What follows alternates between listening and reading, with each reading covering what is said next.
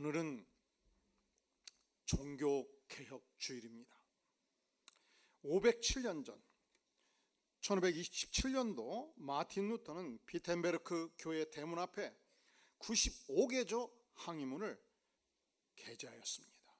이것을 통해서 그 시대 단 하나의 종교, 거대한 캐톨릭 세력을 향해서 선전포고를 한 것입니다. 당시 캐톨릭은 면죄부를 판매하는 데 열을 올리고 있었습니다.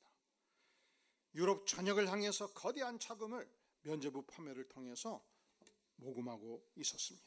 당시 유명한 요한 태첼은 이런 말을 남겼습니다. 금화가 헌금궤에 떨어지며 소리를 내는 순간 영혼은 지옥에서 벗어나 천국에 올라가리라. 죽은 자의 영혼도 산자의 영혼도 500만 원, 1000만 원 헌금하면 구원을 받는다고 외친 것입니다. 그런데 95개조 항의문에서 루터는 인간이 구원받는 것은 예수님께서, 하나님의 아들 예수님께서 십자가에 피 흘려 죽으심으로 죄사함을 받음으로 이 예수 그리스도를 믿을 때 구원을 받는다. 이 구원의 원리에 인간의 공력이나 인간의 헌신이 기여하는 것은 아니라고 외쳤기 때문에 결국 교황 레오 1세는 1521년도 루터를 파면을 한 것입니다. 그때부터 루터는 이 캐톨릭의 거대한 악의 세력을 향해서 투쟁하기 시작했습니다. 이 복음 진리를 수호하기 위해서 목숨 걸고 독일 전역을 다니면서 세력을 모으고 진리를 선포하고 그리고 증거하는 삶을 산 것입니다. 하지만 캐톨릭의 세력이 간단한 게 아니죠. 왜냐하면 유럽 전역을 지배하는 단 하나의 종교였기 때문에 캐톨릭의 교황은 국가의 이 국왕을 능가하는 권력을 가지고 있었습니다. 엄청나게 핍박을 했습니다. 죽음의 위협이 있었습니다. 그때 루터는 내가 더 이상 이 세력과 싸울 수 없다. 이러다가 내가 죽게 생겼다. 멈추자. 절망감이 깊이 들었고 심히 낭망을 하였습니다. 그런데 그가 서재의 문을 열고 딱 들어가는 순간 깜짝 놀랐어요. 아주 아리따운 여인이 하얀 소복을 입고 무릎 꿇고 눈물을 흘리고 있었던 것입니다. 이 여인의 이름을 아시는 분, 카타리나 폰 보라였습니다. 그의 사랑하는 아내였던 것입니다. 아니 부인, 누가 죽기라도 했단 말이오. 그렇소. 당신이 그리 낙담하는 모습을 보니 당신의 하나님이 돌아가신 것이 분명하오. 이 부인의 따끔한 일침 앞에서 루터는 다시 정신을 바짝 차리고 개혁 운동에 박차를 가했고 평생 동안 종교 개혁에 헌신하게 된 것입니다. 우리가 인생을 살다 보면 하나님의 진리가 처절하게 공격받을 때가 있습니다. 내가 믿는 확고한 복음의 진리가 세상 사람들에 의해서 처절하게 구겨질 때가 있습니다. 복음의 진리가 이렇게 저렇게 처절하게 공격받을 때 하나님의 사람들은 과연 어떻게 대처를 해야 되겠습니까? 오늘 바울 사도가 그러한 상황 가운데 처해 있었습니다. 바울은 하나님께서 직접 자신에게 이 복음의 진리를 명확하게 계시로 받고 무려 14년 동안 이 복음의 진리를 연구하였고 전파하였고 가르쳤습니다. 특별히 이 이스라엘 예루살렘 수도 북방 약 450m에서 550m 거리에 있는 이 안디옥 교회에서 이방인들을 향해서 전력투구 복음을 증거하였습니다. 그리고 어느 날 그가 예루살렘을 방문한 지 14년 후에 바나와 디도와 함께 예루살렘을 방문하게 된 것입니다. 문제는 디도가 헬라 출신이었습니다. 이 예루살렘에 있는 유대주의자들이 헬라 출신 디도가 반드시 할례를 받아야 된다고 강력하게 요구를 한 것입니다. 자, 우리 다 함께 2절 말씀 같이 한번 읽어볼까요? 시작. 계시를 따라 올라가 내가 이방 가운데서 전파하는 복음을 그들에게 제시하되 유력한 자들에게 사설해야 한 것은 내가 다름질한 것이나 다름질한 것이 헛되지 않게 함이라. 계속 그러나 나와 함께 있는 헬라인 디도까지도 억지로 할례를 받게 하지 아니하였으니, 억지로 여기저기서 유대주의자들이 이방인 헬라인도 할례를 받아야 구원이 있는 것이 아니냐, 강력한 끈질긴 압력이 있었는데 그가 이 압력에 굴복을 했나요? 억지로 할례를 받게 하지 아니했다고 말합니다. 또한 5절 말씀 시작. 그들에게 우리가 한시도 복종하지 아니하였으니 이는 복음의 진리가 항상 너희 가운데 있게 하려 함이라. 복종했습니까? 안 했습니까? 진리가 아닌 것을 향해서 한시도 복종하지 아니하였다. 끝까지 목숨 걸고 사수하였다. 이 표현이 되겠습니다. 그러면 바울 사도는 왜 그렇게 목숨 걸고 복종하지 아니하고 끝까지 헬라인 디도를 할례를 주지 아니하였는가? 우리 4절 말씀 그 이유를 보겠습니다. 시작. 이는 가만히 들어온 거짓 형제들 때문이라. 그들이 가만히 들어온 것은 그리스도 예수 안에서 우리가 가진 자유를 엿보고 우리를 종으로 삼고자 함이로되. 왜 그랬는가? 바울을 공격하는 공격자들, 유대주의자들은 거짓 형제들이었습니다.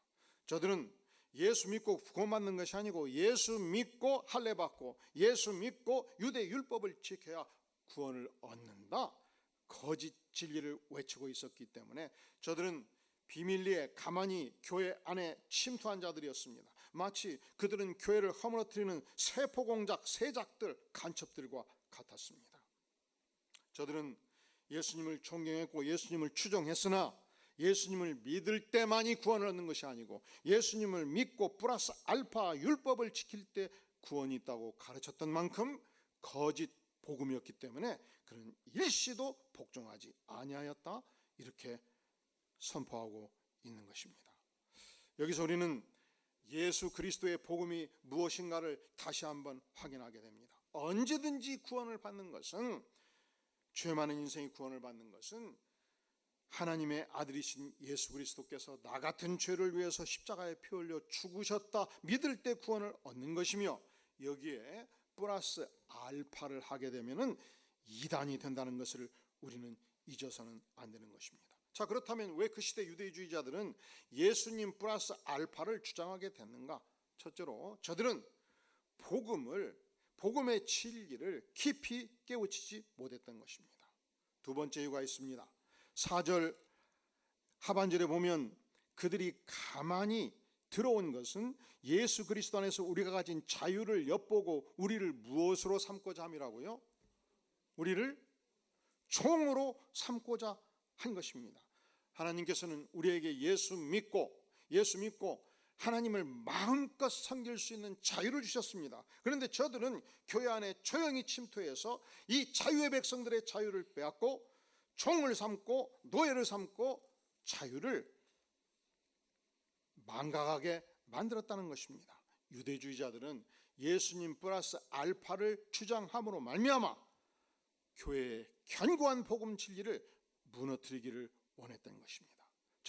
유대주의자들은 조용히 가만히 개별적으로 교회를 침투해서 교회를 해치고 교회를 흐트러뜨리고 교회를 공격했습니다. 그리하여 예수 그리스도의 사람으로 만들지 아니하고 자기의 사람으로 자기의 종으로 만들어서 교회 성도들을 해체시켜버린 것입니다. 그러니까 바울 사도는 일시에도 이 주장에 복종하지 아니하였다. 사단의 앞잡이 노릇을 하는 저들에게 동조하지 않았다, 그렇게 표현하지 않습니까? 사실은 이 모습이 한국교회 내 신천지 추수꾼들의 모습입니다. 저들은 가만히 조용히 교회 안에 침투합니다. 간첩처럼 꽈리를 틉니다. 교회 안에 자리를 잡습니다. 공격할 먹잇감을 찾습니다. 마치 사자가 숨어서 가장 약한 사슴, 수십 마리의 사슴떼가 움직일 때 그냥 덮치지 않아요. 자세히 숨어서 관찰하고, 그러면 뒤에 처지는 사슴이 있죠. 연약한 사슴이 있죠. 갑자기 철석력으로 달려가서 이 약한 사슴의 목덜미를 움켜쥐고 온몸을 순간에 찢어버리는 것입니다. 제가 83년도 서대문에 있는 동산교회 교육 전도사로 사역을 시작한 이래 무려 42년째 사역을 하고 있습니다. 그런데 42년 사역하면서 하나님이 무엇을 가장 가슴 아파하고 슬퍼하시는가? 가장 싫어하는 일이 무엇인가? 하나님의 위대한 교회, 순결한 양떼들의 가슴을 찢어버리는 일인 것을 고백하지 않을 수 없습니다. 그런데 이 신천지 수습군들은 조용히 교회 안에 침투합니다. 그리고 밤중에 마수처럼 양떼들의 가슴을 갈기갈기 찢어버립니다. 그리고 이 일이 얼마나 하나님 앞에 죄악인가에 대해서 전혀 두려워하지 않습니다. 교회가 깨져도 가슴 아파하지 않습니다. 성도가 공동체에서 떠나도 전혀 가슴 아파하지 않습니다. 그리하여 하나님이 예수 그리스도를 핏값을 주고 사신 이 위대한 교회를 경박한 교회로 만들어 가는 것입니다. 우리 주님께서 십자가에 피 흘려 죽으시기 전날밤 간절히 기도하셨습니다. 땀방울이 뚝뚝 떨어지는데 모세 혈관이 터져가지고 핏방울이 떨어질 만큼 간절히 기도하셨습니다. 여러분, 기도하다가 너무 기도를 옆중이 2시간, 3시간, 5시간 기도하다 보니까 땀방울이 흘러가지고 모세 혈관이 터져서 핏방울이 뚝뚝뚝 떨어지기까지 기도해 보신 분, 그렇게 기도할 때 무엇을 위해서 주님께서 그렇게 간절히 기도하셨는가? 여러분들이 요한복음 13장을 자세히 보면 2가지가 강조됩니다. 따라 볼까요? 서로 사랑하라. 서로 사랑하라. 제자들을 향해서 서로 사랑하라고 말씀합니다. 무엇을 위해서 간절히 기도하시는가? 이 그리스도의 공동체를 향해서, 제자 공동체를 향해서 하나가 될 것을 위해서 간절히 눈물로 기도하셨습니다. 그런데 하나가 될 때 중심에 목표가 있어요. 그 안에 예수 그리스도 안에서, 예수 그리스도의 진리 안에서, 예수 그리스도의 진리의 복음 안에서 하나가 될 것을 요청하는 것입니다. 그러니까 하나님의 교회 안에서 성도들의 마음을 갈라내고 교회를 갈기갈기 찢고 영혼들을 덮치는 것은 강력한 사단의 역사라 아니할 수 없습니다. 그 일을 신천지 이단이 전국 교회에서 진행하고 있습니다. 만약에 여러분 중에 혹시라도 신천지 이단에 속한 사람이 있다면 조용히 사라지시든지, 아니면 우리 안디옥 교회 진행하는 성경 공부에 직접 들어와서 하나님의 정통의 말씀을 배우든지 둘 중에 하나를 결정하시기 바랍니다. 그리고 한국교회는 오늘 오후 동성애 차별금지법 반대 예배를, 집회를 진행하지 않습니까? 예수님을 믿어도 같은 그리스도인이어도 왜 이 운동을 해야 되는가? 동성애자들도 보호해야 되지 않겠는가라고 주장하는 이론이 있습니다. 그렇습니다. 만약에 우리 국민 가운데 동성애 성향을 가진 자가 있다면 그도 국민의 한 사람으로서 누려야 될 권리를 누려야지요. 그것을 반대하는 것은 아닙니다. 그가 개인적으로 사생활이 그런 삶을 산다는 것에 대해서 우리는 국민의 한 사람으로 간섭하지 않습니다. 우리가 여기서 외치는 것은 국가, 제도, 이 시스템의 문제를 다루는 것입니다. 이 차별금지법은 인간의 성별을, 남성인가 여성인가를 인간 스스로 결정할 수 있다는 전제하에서 작성된 법입니다. 그런데 성경은 하나님께서 아담을 직접 창조하시고 아담의 갈비뼈를 뽑아서 하나님께서 직접 여성인 하와를 만드셨습니다. 그러니까 남성과 여성을 결정하는 것은 인간입니까? 창조주 하나님이십니까?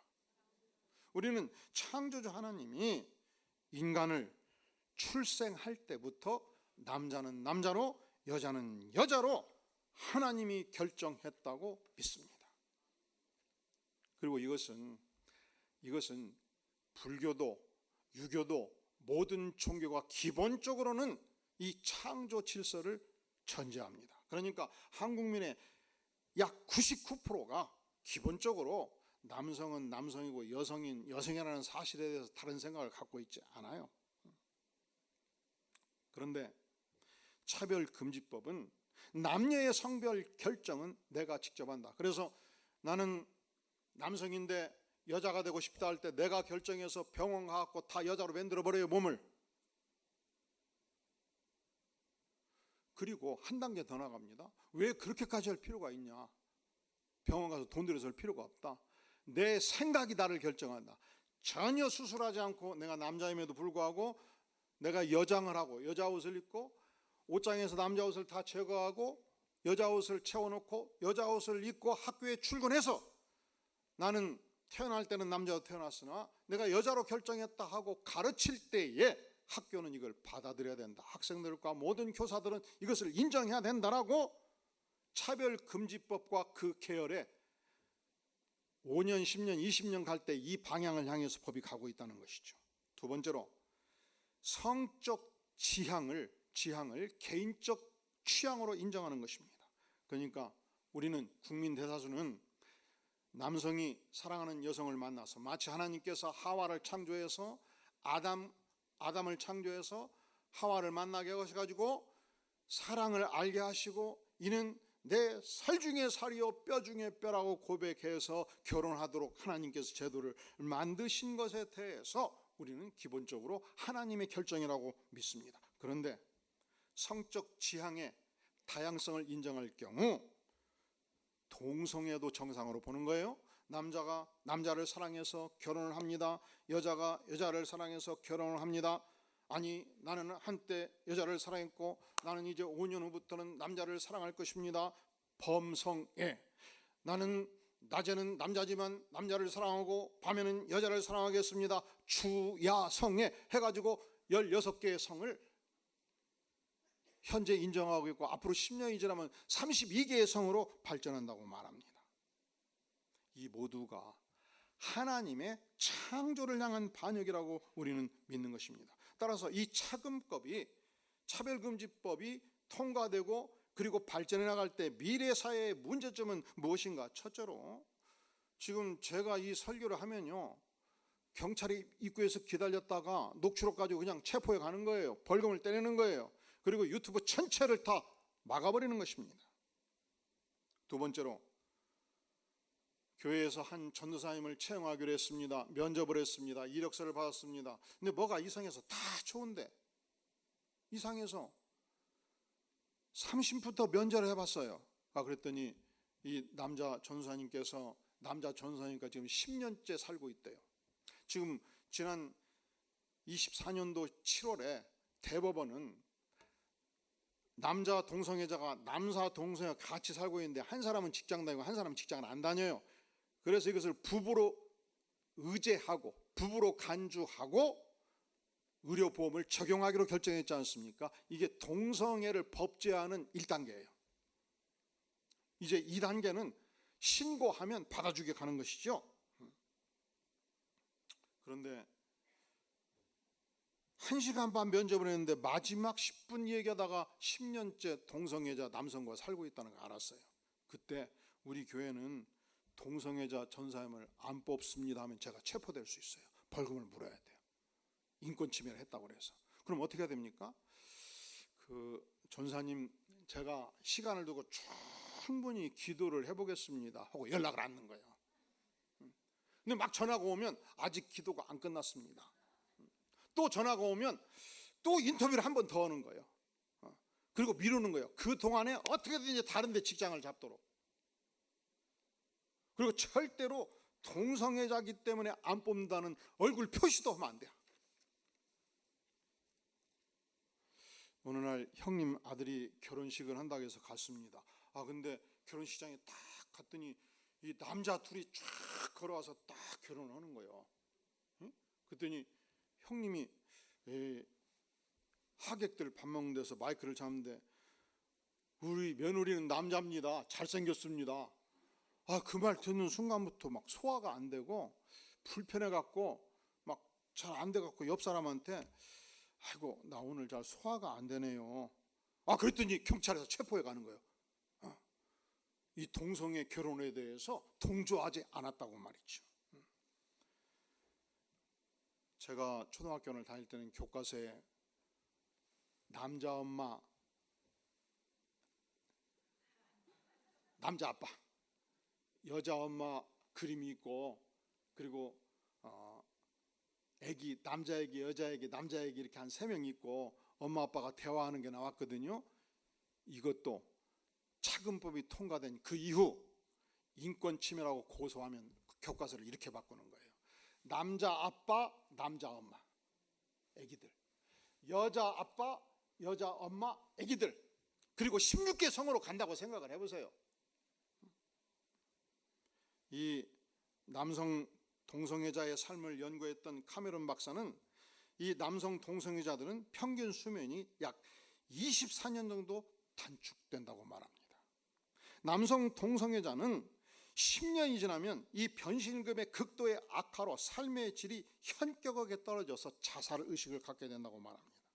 미국에서 2012년도 매독 환자의 75%가 남성 동성애자들이었습니다. 2014년도 신규 매독 환자의 83%가 게이였습니다. 미국에서 에이즈 감염자의 70%가 게이 출신이었습니다. 한국은 그 비율이 훨씬 더 높아요.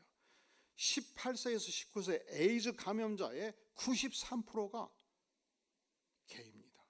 한국의 에이즈 진료비는 2006년도 160억이었고 9년도 2015년도 810억 원, 약 5배가 증가했습니다. 그리고 에이즈 환자들의 진료비는 의료보험에서 공단에서 전액을 부담하는데 그 비용을 현재 전 국민이, 여러분들이 열심히 뒷받침하고 있는 것입니다.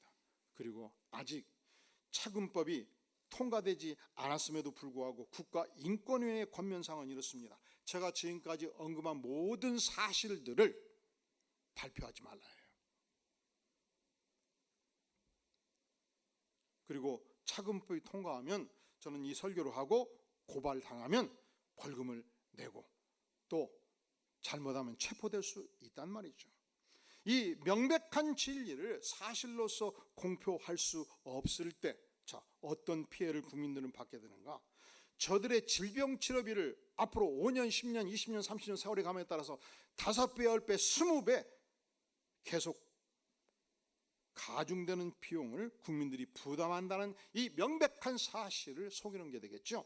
두 번째, 이 사실을 알았다면, 동성애자의 삶을 사는 것이 삶의 질을 급격히 떨어뜨린 것을 알았다면 미래의 청년들이 건강하게 살 수 있음에도 불구하고 저들의 건강을 해치는 것이 아니겠습니까? 오늘날 전 세계는 담배를 필 때 그 담배의 해악이 얼마나 큰지 계속적으로 발표하도록 되어 있습니다.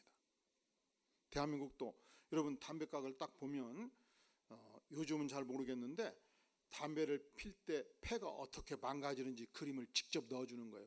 그러면 담배 피는 사람이 하면서 그림 보면서 기분이 어떻겠어요? 기분이 상하겠죠. 이것을 우리는 인권 침해라고 말하지 않아요.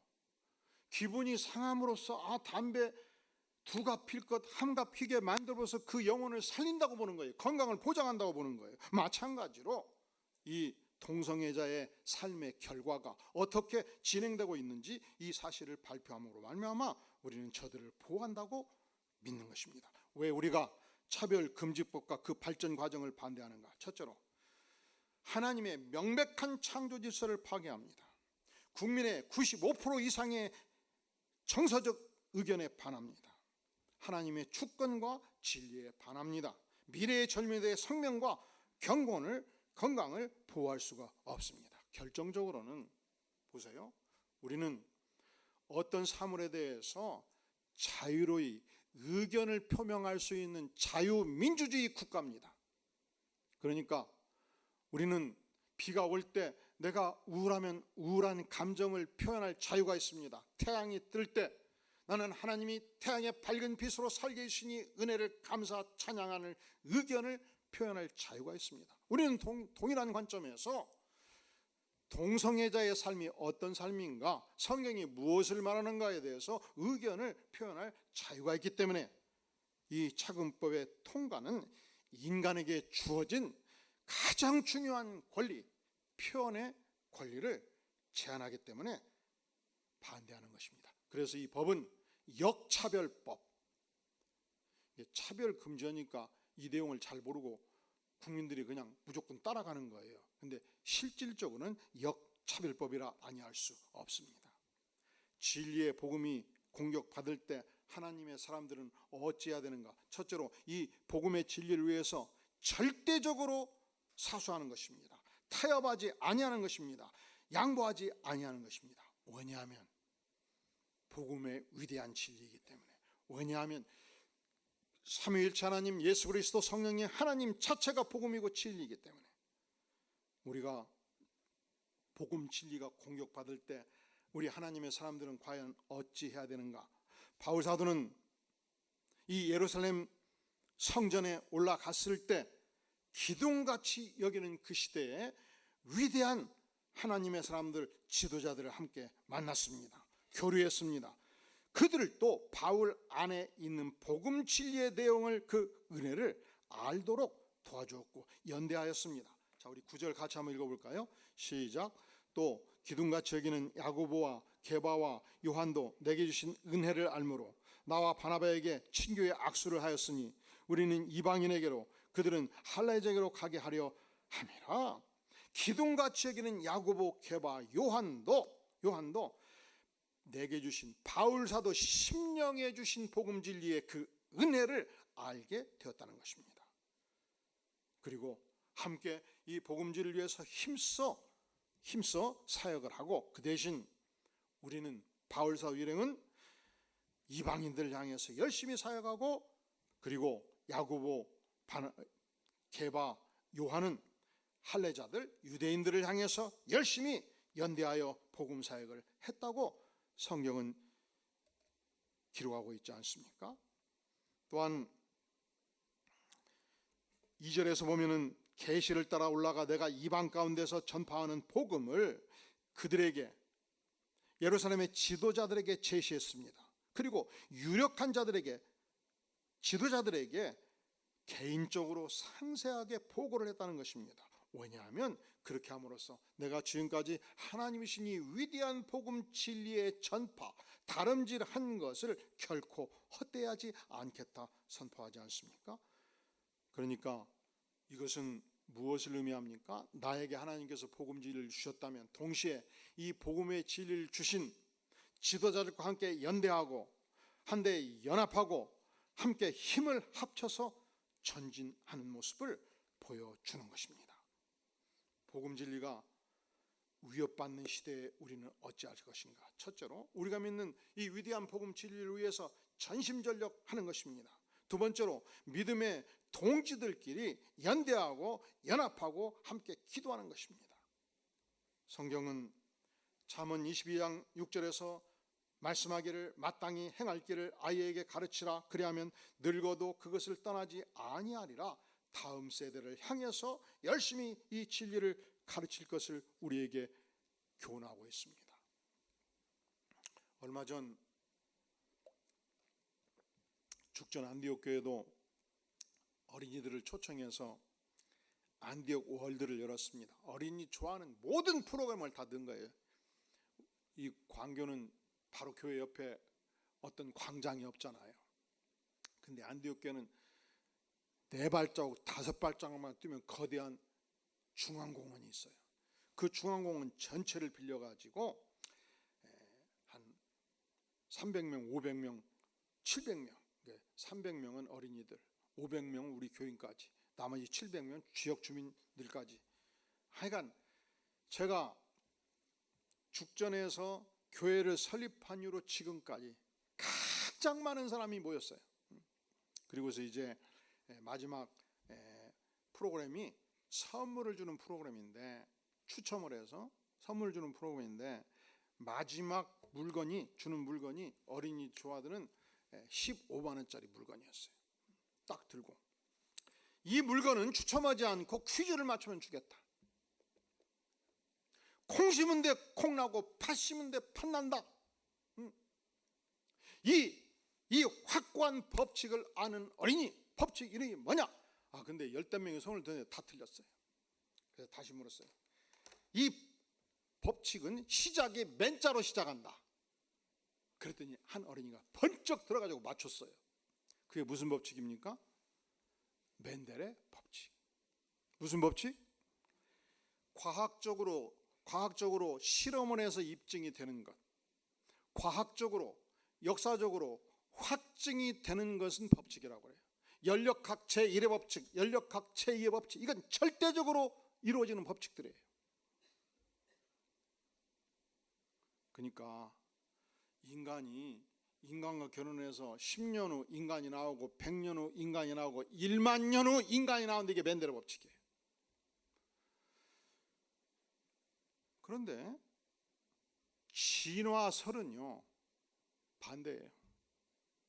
원숭이가 진화해서 인간이 된다는 거예요. 그래서 1980년 10월 시카고 자연사 박물관에서 전 세계 진화론자들의 최정상급들 박사들 160명이 모여서 3일 동안 모든 논문을 모아놓고 대진화가 가능한가? 이 한 주제로 토론을 벌였어요. 뭐가 가능한가? 진화가 소진화가 있고 대진화가 있죠.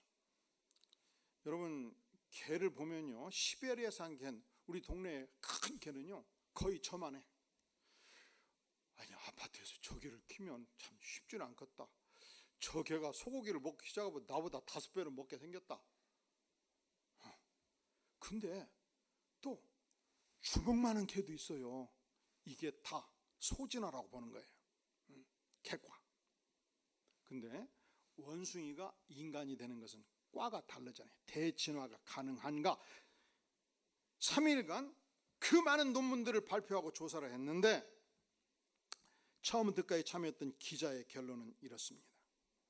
이 160명의 학자들이 발표한 내용의 결론은 종과 종의 변화를 확증할 만한 그 어떤 법칙도 존재하지 않는다. 그러니까 첫째로 원숭이가 인간까지 갈 때 이 진화의 이론에 의하면 단 한 번에 갈 수가 없는 거예요. 그 수십만 년을 통해서 조금씩 변화되어 가는데 변화가 계속 직진하기 때문에 현존하는 인류 가운데도 있어야 돼. 저는 50% 인간이고 저는 50% 원숭이입니다. 이런 게 있어야 된다고. 물어보세요. 양옆에 몇 프로 인간인가? 물어보세요. 우리는 100% 인간뿐이에요. 원숭이한테 물어보세요. 100% 원숭이뿐이에요. 두 번째, 이 모든 과정이 인류 문화가 발견한 그 모든 화석을 조사해서 화석 안에 박혀 있어야 돼. 단 하나도 존재하지 않는다는 것이죠. 그래서 과학자들은 정직해요. 과학자들은 진화의 법칙이라고 말하는 과학자가 단 한 사람도 없어요. 진화설, 진화 이론, 한 개인이, 한 인간이, 한 집단이 주장하는 이론에 불과하다. 이것은 법칙이 아니라지 않습니까? 사실은 지난 5천년 문명사 속에서 이 우주의 기원, 만물의 기원, 인간의 기원에 대해서 밝혀진 이론은 지금까지 법칙은 존재하지 않습니다. 성경은 말씀합니다. 태초에 하나님이 천지를 창조하시니라. 그러니까 이 위대한 확고한 진리, 이 위대한 확고한 복음의 진리는 언제부터 가르쳐야 되는가? 마땅히 행할 길, 이 진리의 실체 창조주를 아이에게 가르치라는 것입니다. 그리하면 늙어서도 그것을 진리를 결코 떠나지 아니하니라. 잠언 22장 6절은 말씀하지 않습니까? 오늘날 우리는 복음 진리가 위협받는 어려운 시대를 살아가고 있습니다. 과연 이때 우리 하나님의 백성들은 어떻게 해야 되겠습니까? 과감하게 전심을 다해서 우리가 믿는 이 복음의 진리를 수호하는데 전심전력을 다해야 될 것입니다. 두 번째, 동일한 복음 진리를 믿고 따르는 참된 그리스도인들끼리 함께 연대하고 함께 연합하고 함께 기도하며 전진하는 일은 마땅한 일입니다.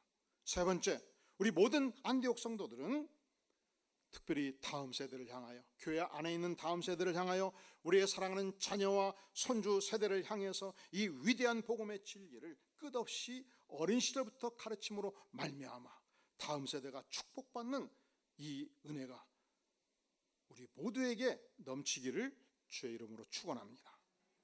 기도하겠습니다. 영광의 주님, 우리가 어려운 시대를 살고 있습니다.